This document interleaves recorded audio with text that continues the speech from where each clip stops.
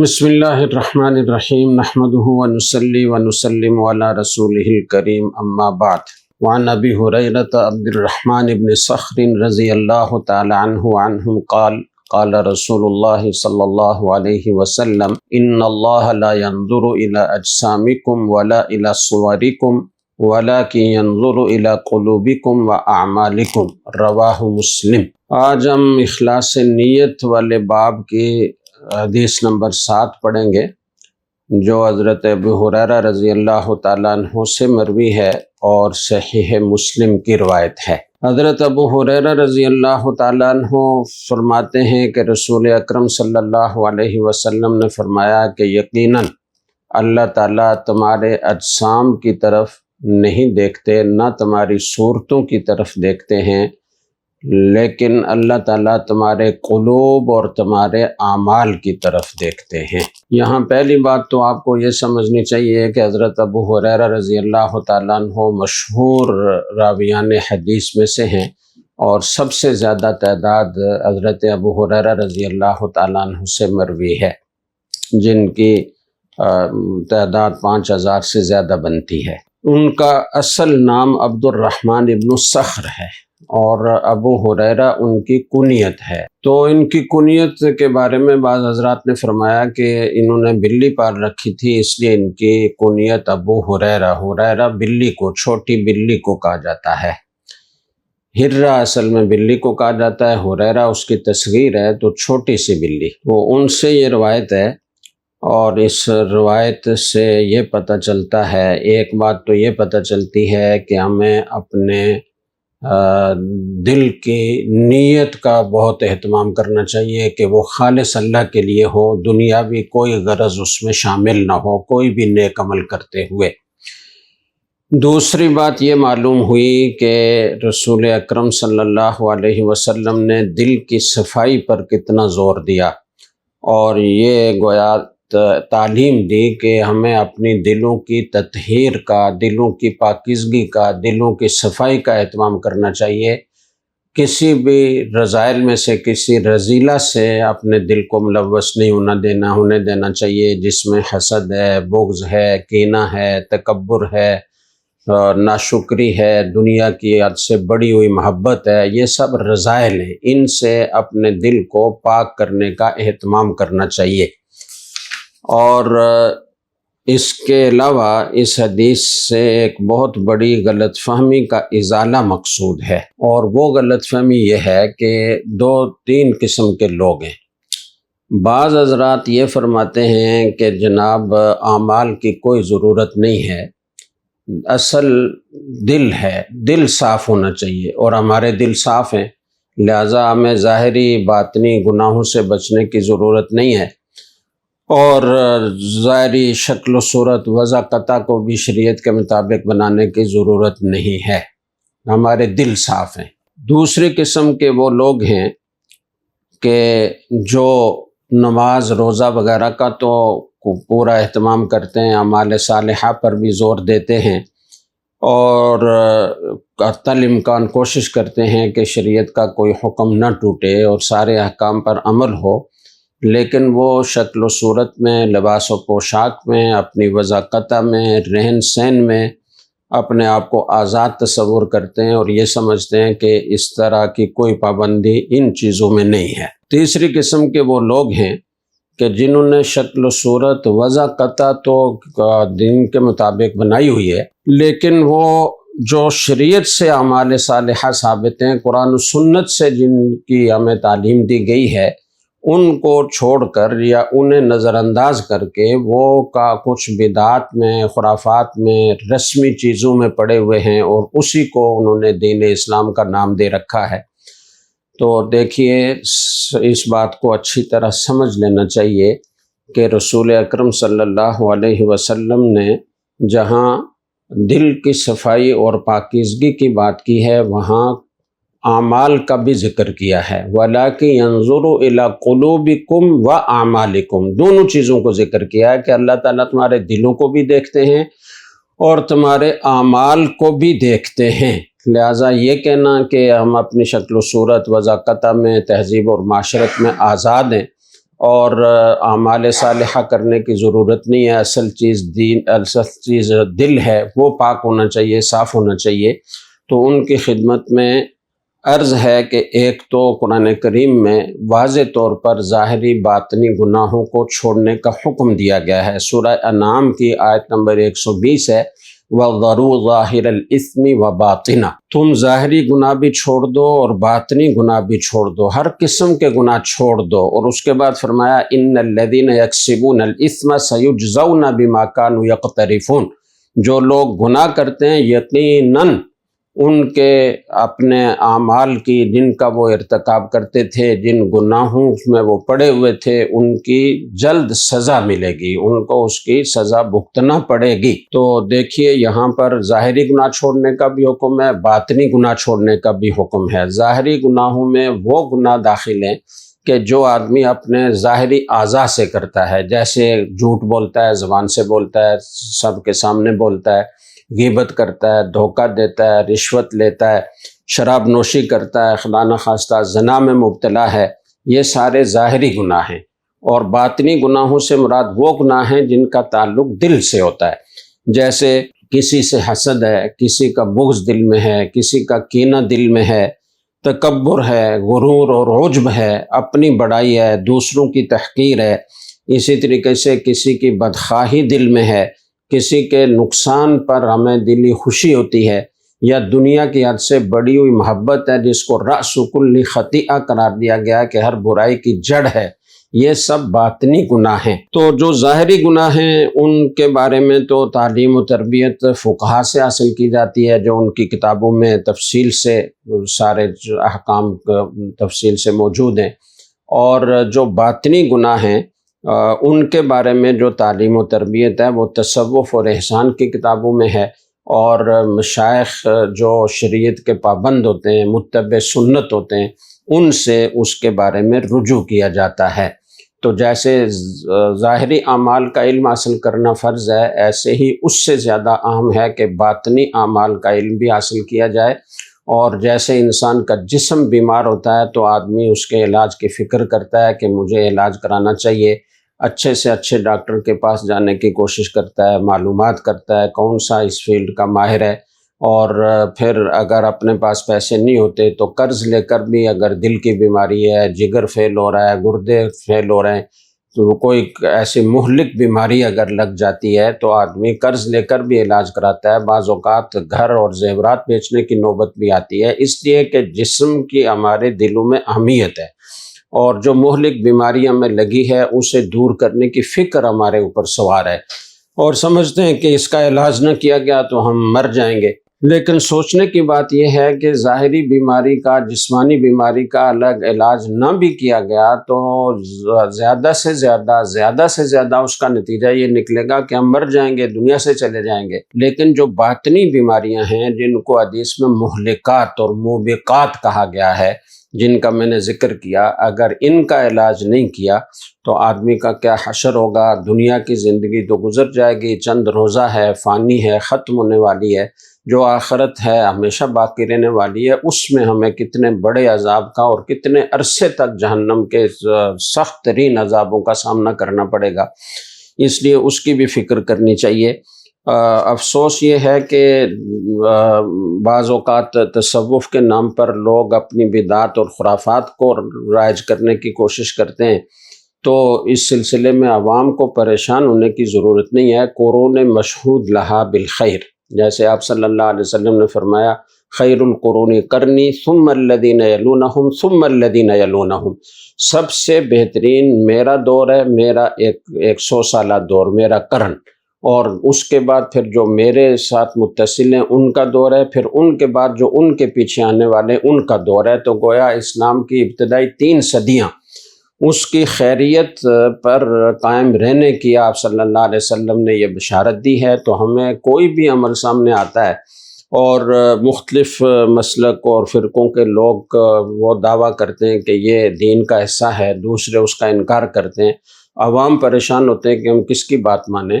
تو قرون مشہود لہا بالخیر کو دیکھ لیں، ان قرون میں جو چیز دین کا حصہ تھی وہ آج بھی دین کا حصہ ہے، اور ان قرون میں جس چیز کو دین کا حصہ نہیں سمجھا گیا وہ قیامت تک دین کا حصہ نہیں بن سکتی، اور یہ بات متفق علیہ ہے، علماء اسلاف کی کتابوں میں موجود ہے۔ تو عرض کرنے کا مقصد یہ ہے کہ جو لوگ یہ سمجھتے ہیں کہ صرف دل صاف ہونے چاہیے اور باقی اعمال کی ضرورت نہیں ہے، یا اعمال کی ضرورت تو ہے لیکن وضاقت ہماری اپنی مرضی کی ہونی چاہیے، لباس و پوشاک، تہذیب و معاشرت ہماری مرضی کی ہونی چاہیے، اس میں ہم آزاد ہیں، تو ان سب کے لیے اس حدیث میں سبق ہے۔ اور پھر سوال یہ پیدا ہوتا ہے کہ کیا انبیاء علیہم الصلاۃ والسلام، صحابہ کرام رضی اللہ تعالیٰ عنہم کے دل زیادہ صاف تھے یا ہمارے دل زیادہ صاف ہیں؟ یقیناً اس کا جواب یہ ہوگا کہ ان کے دل زیادہ صاف تھے۔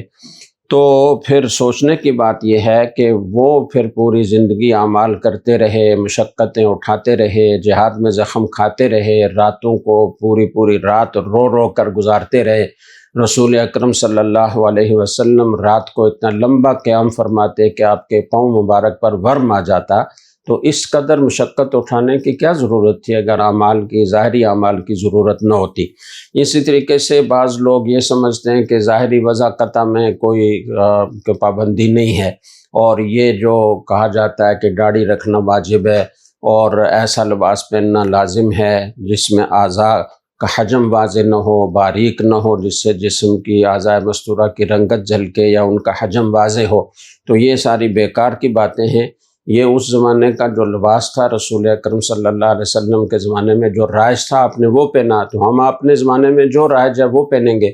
تو اچھی طرح سمجھ لیں کہ جیسے ہماری عبادات ہیں، ہمارے عقائد ہیں، نظریات ہیں، ان کے بارے میں شریعت کے احکام ہیں، اسی طرح ہمارے معاملات کے بارے میں احکام ہیں، ہماری معاشرت کے بارے میں احکام ہیں، ہمارے اخلاق کے بارے میں احکام ہیں، ان سب کا پورا کرنا لازم ہے، اور ان سب کی پابندی ایک مسلمان کے لیے اسی طرح لازم ہے جیسے نماز لازم ہے، جیسے روزہ لازم ہے۔ عبادات، چند عبادات کو کل دین سمجھ لینا یہ ہمارے معاشرے کی بہت بڑی غلط فہمی ہے۔ اور جیسے میں نے عرض کیا کہ دین کے بڑے بڑے 5 شعبے ہیں، عقائد و نظریات ہیں، نمبر 2 عبادات ہیں، نمبر 3 معاملات ہیں، نمبر 4 معاشرت ہے، نمبر 5 اخلاق ہیں۔ تو ان سب کے بارے میں شریعت کے احکام موجود ہیں، ان کو پورا کرنے والا صحیح مسلمان کہلائے گا، اور ان میں سے کسی بھی ایک شعبے کے احکام کو نظر انداز کرنا یہ دین کے ایک حصے کو نظر انداز کرنے کے مترادف ہوگا۔ تو اس لیے سب کا اہتمام کرنا چاہیے۔ داڑھی رکھنا یہ پوری امت کے علماء کا اتفاق ہے، اور حدیث میں اس کی بہت زیادہ تاکید کی گئی ہے، وفر اللحیٰ، اوفر اللحیٰ واحفوا الشوارب، اپنی داڑھیوں کو بڑھاؤ، مونچھوں کو کم کرو۔ تو بعض لوگ یہ کہتے ہیں کہ ٹھیک ہے بڑھانے کا حکم تو دیا گیا، لیکن یہ جو آپ کہتے ہیں ایک مشت، یہ کہاں سے نکلا؟ کتنا بڑھاؤ؟ اس کا کسی حدیث میں کوئی صراحتاً ذکر نہیں ہے۔ تو اس کو سمجھ لیجئے کہ وفر اللحیٰ اور اوفر اللحیٰ کے لفظی معنی تو یہ ہیں کہ آپ داڑھی بڑھائیں، اس کا تقاضا یہ ہے کہ جتنی بڑھتی ہے بڑھنے دیں، جیسے کہ بعض علماء کا یہی مسلک بھی ہے کہ جتنی بڑھتی ہے بڑھنے دیں، اس کو کاٹنا ٹھیک نہیں ہے۔ لیکن ہم یہ سمجھتے ہیں کہ حدیث کا مفہوم اور معنی وہ رسول اکرم صلی اللہ علیہ وسلم کے عمل اور صحابہ کرام کے عمل کو دیکھ کر متعین کیا جائے گا۔ تو رسول اکرم صلی اللہ علیہ وسلم سے بھی بعض روایات سے یہ ثابت ہے کہ ایک مشت سے زائد داڑھی کے بال آپ نے ترشوائے ہیں، اور بعض صحابہ کرام جس میں حضرت عبداللہ ابن عمر رضی اللہ تعالیٰ عنہ جیسے متبع سنت ہونے میں مشہور صحابی کا طرز عمل بھی ہے کہ ایک مشت سے زائد بال آپ نے کاٹے ہیں۔ تو اس سے متعین ہو گیا کہ وفرو کا معنی ہے کہ ایک مشت تک بڑھاؤ، اس سے زائد کاٹنے کی اجازت ہے۔ تو دیکھیے رسول اکرم صلی اللہ علیہ وسلم کے چہرہ انور سے زیادہ خوبصورت چہرہ اور کس کا ہو سکتا ہے؟ ایک مسلمان کو یہ سوچنا چاہیے کہ آپ صلی اللہ علیہ وسلم نے، سارے انبیاء نے اس کو رکھا اور اس کو سنن فطرت میں قرار دیا گیا، داڑھی بڑھانے کو اور مونچھوں کے کاٹنے کو۔ اس کا مطلب یہ ہے کہ یہ سارے انبیاء کی مشترک سنت ہے، اور یہ سنت ہونے کا مطلب یہ ہے کہ ان کا طریقہ کار ہے، ورنہ اس کی شرعی حیثیت واجب کی ہے، اور اس کے ترک کرنے پر آدمی گناہگار ہوگا۔ تو ایک مسلمان کو اپنے حبیب صلی اللہ علیہ وسلم سے سب سے زیادہ محبت ہے، تو محبت کا تقاضا کیا ہے؟ جس سے محبت ہوتی ہے آدمی اس کے ایک ایک طرز عمل کو اپنانے کی کوشش کرتا ہے، اس کے ایک ایک سنت پر عمل کرنے کی کوشش کرتا ہے، اس جیسی شکل و صورت بنانے کی کوشش کرتا ہے۔ ایک آدمی دعویٰ تو یہ کرے کہ مجھے اپنے حبیب صلی اللہ علیہ وسلم سے سب سے زیادہ محبت ہے، لیکن پھر وہ آپ صلی اللہ علیہ وسلم جیسا چہرہ بنانا گوارا نہ کرے، تو آپ خود غور فرمائیے کہ اس کا دعویٰ محبت کس حد تک سچا ہو سکتا ہے۔ اللہ تعالیٰ ہمیں اس کی توفیق عطا فرمائے، اور اللہ تعالیٰ ہمیں رسول اکرم صلی اللہ علیہ وسلم کی تعلیمات پر مکمل طور پر عمل کرنے کی توفیق عطا فرمائے، جس میں سارے احکام شامل ہیں، اور آپ صلی اللہ علیہ وسلم کی تعلیمات ہر شعبہ زندگی سے متعلق ہمارے سامنے موجود ہیں، ان سب اعمال کا اہتمام کرنا چاہیے۔ تو حدیث کا مرکزی مضمون کیا ہے؟ مرکزی مضمون یہ ہے کہ اللہ تعالیٰ تمہارے جسموں کو اور تمہاری صورتوں کو نہیں دیکھتے۔ وہ جسم بہت خوبصورت ہے، شکل و صورت بہت خوبصورت ہے، تو اس کا اللہ کے ہاں بہت بڑا مقام ہو، اور کسی کے پاس مال و دولت زیادہ ہو اور اس کا مقام اللہ تعالیٰ کے ہاں بہت زیادہ ہو، ایسا نہیں ہے۔ اور دوسرا اس کے مقابلے میں فقر و فاقہ کا شکار ہے، شکل و صورت اس کی معمولی ہے، اس کا جسم اتنا خوبصورت نہیں ہے، کالا کلوٹا ہے، تو اس کا اللہ کے ہاں کوئی مقام نہ ہو، ایسا نہیں ہے۔ اللہ تعالیٰ کے ہاں جو مقام بنتا ہے، جو مرتبہ ملتا ہے، جو قبولیت حاصل ہوتی ہے، وہ آدمی کے دل کی کیفیت سے ہوتی ہے اور آدمی کے اعمال سے ہوتی ہے۔ اعمال صالحہ جس کے پاس ہوں گے اور اخلاص نیت کے ساتھ ہوں گے، دل کا جذبہ کیا ہے، اس کا ولولہ کیا ہے، کس نیت سے وہ کر رہا ہے، اس کو بھی اللہ تعالیٰ دیکھتے ہیں۔ اسی لیے کہا گیا نا کہ اگر اعمال میں ریاکاری ہوگی، جیسے اگلی حدیث میں آ بھی رہا ہے، تو اس کا کوئی فائدہ نہیں ہوگا بلکہ ان کا وبال ہوگا۔ تو اخلاص نیت سے کیے ہوئے اعمال کو دیکھ کر آدمی کا مرتبہ اللہ تعالیٰ کے ہاں قائم ہوتا ہے۔ اگر کسی کی شکل و صورت معمولی ہے لیکن اس کے دل کی کیفیت وہ بہترین ہے، اور اللہ تعالیٰ سے اس کا قوی تعلق ہے، اور اعمال صالحہ ہیں، اور وہ اخلاص نیت کے ساتھ اور اللہ کو راضی کرنے کے جذبے کے ساتھ اعمال کر رہا ہے، تو وہ بہت بلند مرتبہ ہے۔ آپ صحابہ کرام رضی اللہ تعالیٰ عنہم کو دیکھیں، حضرت بلال حبشی رضی اللہ تعالیٰ عنہ معمولی شکل و صورت کے آدمی ہیں، حبشی ہیں، اور کوئی معاشرے میں کوئی بڑا مقام اور مرتبہ نہیں ہے، کوئی بڑا خاندانی بیک گراؤنڈ نہیں ہے، غلام رہے ہیں، لیکن رسول اکرم صلی اللہ علیہ وسلم نے فرمایا کہ معراج کی رات میں جب جنت جہنم کا نظارہ کرنے کے لیے نکلا، اور بعض روایات سے پتہ چلتا ہے کہ یہ خواب کی بات ہے، اور بعض روایات سے پتہ چلتا ہے کہ معراج کی رات جو جسمانی معراج ہوئی تھی اور وہ آپ نے جنت دوزخ کا بھی نظارہ کیا تھا، اس کی بات ہے۔ تو آپ نے فرمایا کہ کیا عمل تم کرتے ہو کہ جس کی وجہ سے مجھے اپنے قدموں سے آگے تمہارے قدموں کی ٹاپ سنائی دی اور آواز سنائی دی؟ تو حضرت ابو ہریرہ رضی اللہ تعالیٰ عنہ نے عرض کیا کہ یا رسول اللہ، اور تو کوئی عمل مجھے نہیں سمجھ میں آتا، البتہ اتنی بات ہے کہ میں جب بھی وضو کرتا ہوں تو جتنی توفیق ہوتی ہے میں نماز پڑھتا ہوں۔ تو یہی ایک عمل ہمیشہ باوضو رہنے کا اور تحیۃ الوضو پڑھنے کا ہے، جس کی برکت سے شاید یہ مقام حضرت بلال رضی اللہ تعالیٰ عنہ کو حاصل ہوا ہے۔ تو یہ ہے حضرت عبداللہ ابن مسعود رضی اللہ تعالیٰ عنہ بہت دبلے پتلے، بہت ہی لاغر جسم کے، چھوٹے قد کے آدمی تھے۔ رسول اکرم صلی اللہ علیہ وسلم نے فرمایا کہ جسمانی اعتبار سے تو یہ بہت ہلکے پھلکے ہیں، لیکن میزان میں بہت، ایک دفعہ بلکہ یوں ہوا کہ آپ نے فرمایا کہ اس درخت سے میرے لیے مسواک کاٹو۔ آپ حضرت عبداللہ ابن مسعود رضی اللہ تعالیٰ عنہ مسواک کاٹنے کے لیے درخت پر چڑھے تو ہوا چلی زور سے، تو پتلی پتلی پنڈلیاں تھیں وہ ادھر ادھر ہلنا شروع ہو گئی، تو بعض صحابہ کرام کی تھوڑی سی ہنسی نکل آئی۔ تو آپ صلی اللہ علیہ وسلم نے فرمایا کہ یہ پنڈلیاں ایسی ہیں کہ جو ظاہری طور پر تو بہت ہلکی ہیں لیکن میزان میں بڑی ثقیل ہیں۔ تو معلوم ہوا کہ انسان کا مرتبہ اور مقام اللہ تعالیٰ کے ہاں اس کے دل کی کیفیت اور اس کے اعمال کو دیکھ کر قائم ہوتا ہے، اور اللہ تعالیٰ اسے بلند مرتبہ عطا فرماتے ہیں۔ شکل و صورت اور جسم کی بناوٹ کو نہیں دیکھا جاتا،